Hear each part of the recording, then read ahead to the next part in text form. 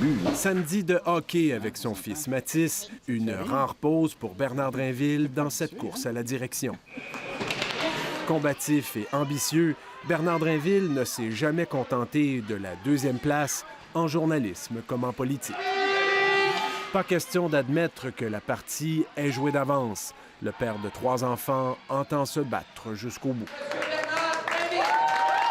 Depuis des mois, il fait campagne du matin au soir. Une campagne qu'il porte dans toutes les régions du Québec. Samedi, je m'en vais Bécomo, Côte-Nord, Havre-Saint-Pierre.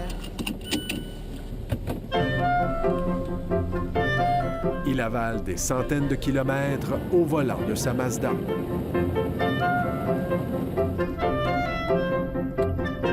Vous faites partie de nous, vous faites partie du Québec. Et on s'occupe de vous, puis on mise sur vous. Partout, il martèle le même message régionaliste.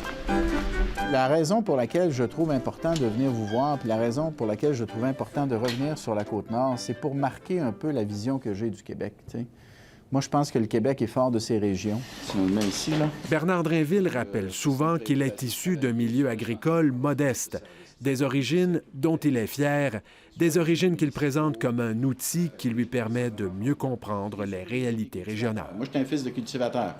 Alors, les petits milieux, là, qui se prennent en main, là, puis qui se serrent les coudes, là, puis qui se battent pour leur survie, là, je connais ça, je viens d'un milieu comme ça. L'ex-journaliste se présente comme un homme proche des gens et il n'hésite pas à lancer quelques pointes à son principal adversaire, Pierre-Carl Pellado, qui fait campagne avec de gros moyens.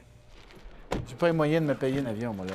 C'est moi qui chauffe mon char. Il faut vivre comme le vrai monde. Si on veut être capable de représenter le monde, là, puis connaître leur réalité, à un moment donné, il faut que tu vives comme eux autres. Il l'admet, la notoriété de l'homme d'affaires éclipse ses adversaires. La principale différence entre Pierre-Carl et moi, c'est que j'ai été testé.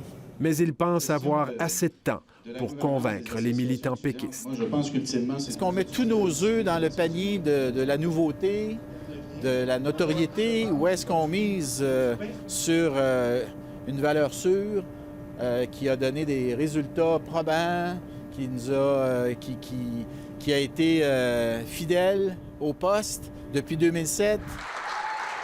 À micro fermé, certains lui reprochent cependant d'avoir été trop bavard pendant la crise qui a secoué le leadership de Pauline Marois en 2011. Si le Parti québécois là, se rapproche pas du monde, là, puis vite à part ça, là, on passera pas au travers.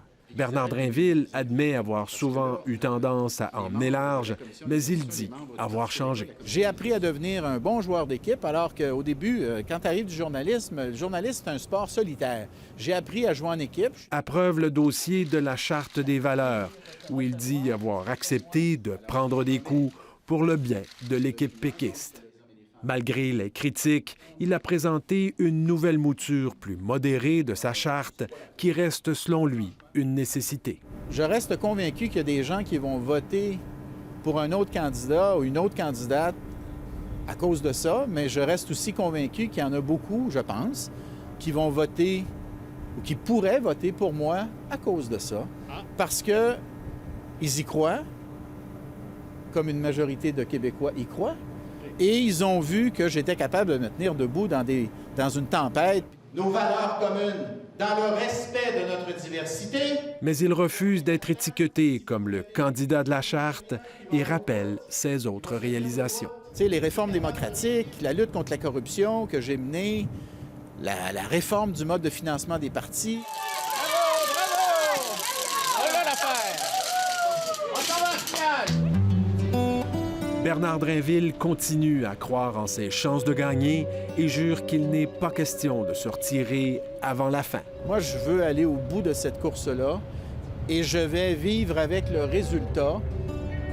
Heureux peut-être, décevant sinon, mais avec le sentiment du devoir accompli, avec le sentiment d'être allé au bout